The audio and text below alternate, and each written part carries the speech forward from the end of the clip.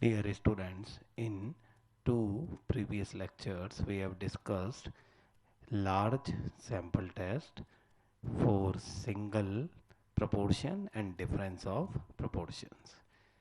Again, we are discussing the same large sample test in today's lecture, but in today's lecture it will be discussed for single mean.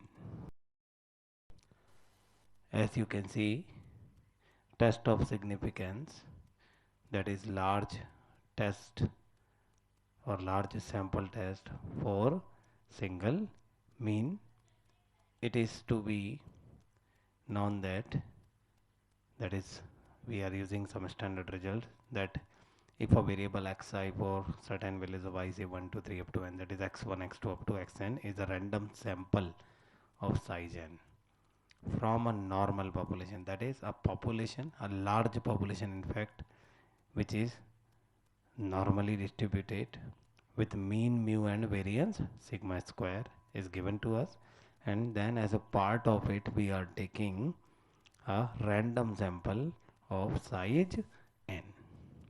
Okay, then the sample mean, that is mean of this sample x1 x2 up to xn, is distributed normally with same mean, mu and variance mean, that is mean of that large population, same here, and variance as it is a part of whole population, xi is a part of whole population, so variance is sigma square upon n. So that is about certain standard result which we will utilize. So x bar means that is mean of that sample taken as a part of large population is normally distributed with mean, mu and variance sigma square upon n. As we know that normal distribution is written with these symbols mean comma either standard deviation or variance, so it's variance sigma square upon n. However, this result holds, that is x bar is in proportion with normal distribution mu sigma square upon n even in random sampling from non-normal population, that is if that large population which is to be taken is normal, normally it's taken as normal, but if it's not normal but sample size n is large, still the result will be justified. Thus for large samples the standard normal variate corresponding to x bar is, as we always know, standard normal variate z equals to x minus mu, and in place of x we are taking x bar, the sample mean, minus mu is the mean of normal distribution given to us, and it's upon sigma. X bar minus x minus mu upon sigma is the formula. In place of x we have x bar, place of mu is there, mean, and in place of sigma standard deviation is square root of variance is sigma square upon n, so it is sigma upon root n. So that is about the formula for standard normal variate z, like we discussed formula for z in two previous lectures for large sample test, either for single proportion or difference of proportions. Now there are some very important remarks, say 1 2 3, which we must know before solving problems. Remark 1, if the population SD standard deviation, that is like sigma square given there, is unknown, suppose in any problem that sigma square as variance or sigma as standard deviation is not given for that large population which is normally distributed normally, then what we have to do? Then we use its estimate provided by the sample variance given by, then we can use the variance of that sample also.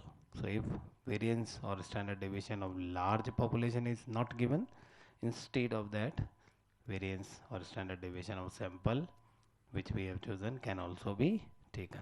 That's why sigma square, that sigma square is s square. S square is variance of that sample. So sigma is s for large sample. Large sample means that sample has to be large. That's how that result can be justified. Now second and important remark, confidence limits for mu. We will see there's different confidence limit which will be asked in the problems also. And confidence limits actually are based over significance level. In last lecture we have seen in problem that 5% significance level, and that is mostly used. So whenever the significance level is 5%, then we have to talk about 95% confidence interval for mu. That is 95% we are confident that the range of mu is correct. Okay, and we know that 1.96, which we discussed in previous lectures also, that if mod z less than equals to 1.96, then it is under 5% significance level.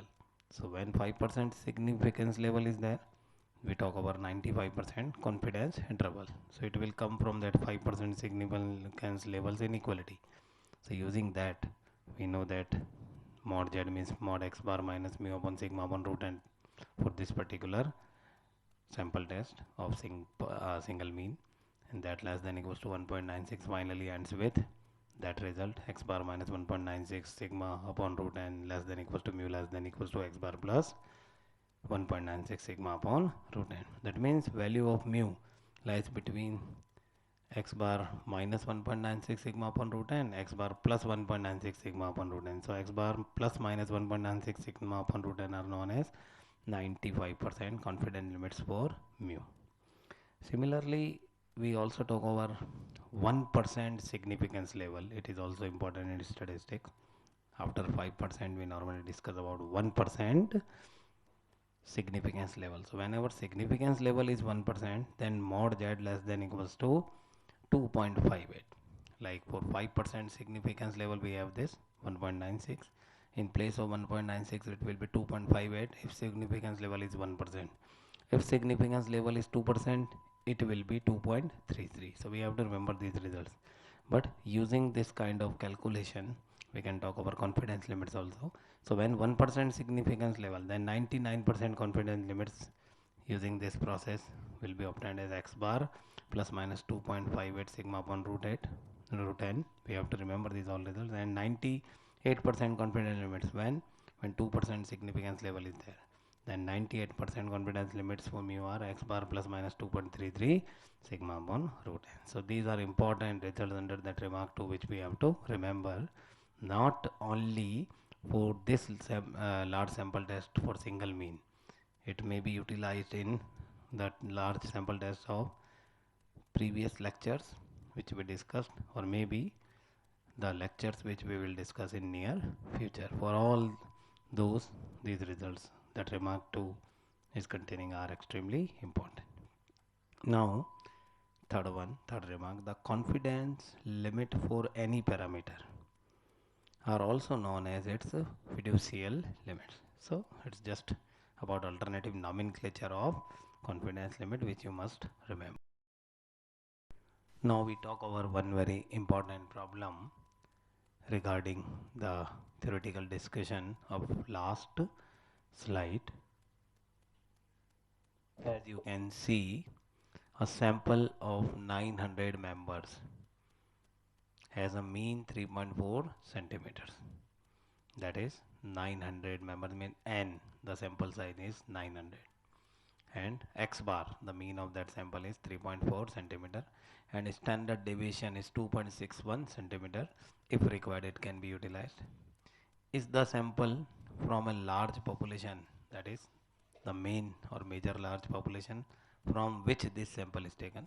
So is that sample belongs to that large population of mean 3.25 centimeter and SD 2.61 centimeter? SD of large population is given.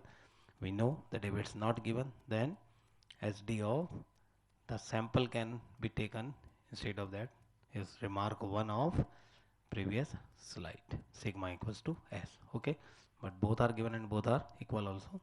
If the population is normal, that is if we find that population is normal and mean is unknown, then find the, as I was discussing in remark 2 of previous slide, 95% and 98% fiducial limits of true mean. If mean is unknown, so we don't need to find mean, but limits for mean for these two fiducial cases, that is 95%, 98% confidence or fiducial limits. We start with null hypothesis H0, And for null hypothesis, the given cases are to be taken as correct. So the sample has been drawn from the population. We say, as it's being asked, is the sample is taken from that large population? We say yes, it is taken.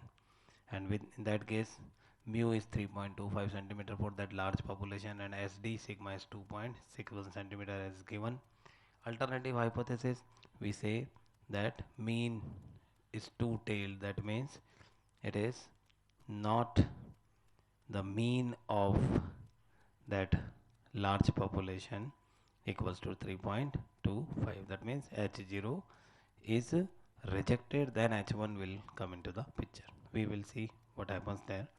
Test statistic, we know under H0 the test statistic is a formula of Z. Now we are given, as I was telling you, X bar, that is 3.4 centimeter as mean of sample, and N sample size is 900 centimeter, mu is 3.25 centimeter, that is for that large population mu mean, and sigma for large population is 2.61 centimeter. So using that formula, Z is calculated by substituting all these values. It is 1.73, and normally we talk about 5% level of significance. If nothing is given, we will check it up to that. If it's given, that check at 5%, 1%, 2%. Okay, nothing is given, that is most important level. So mod Z less than 1.96 is required. It is there 1.73 less than that. So we conclude that the data don't provide us any evidence against the null hypothesis. That means H0 is suggested here. H1 is not required. Okay. So 5% level of significance, that result is there. Now we have to find fiducial limits for 95%, 98%. We know about the formula as we discussed in previous slide, that 95% limits are given by X bar plus minus 1.96 sigma upon root n. We know all these values. Sigma is equals to 2.61 and n is 900. Substituting all these values and then separating plus and minus sign, that is about two barriers, 3.5705 and 3.2295. That means 95% fiducial limits are in that particular range. And similarly, we have formula for 98% fiducial limits given by X bar plus minus 2.33 sigma upon root n. Substituting value of X bar, sigma and root n, etc. The final result is coming as 98% fiducial limits are given in between 3.1973 and 3.6027. So that is about one important problem based over large sample test of single mean. In next lecture, we will be discussing that large sample test for other cases.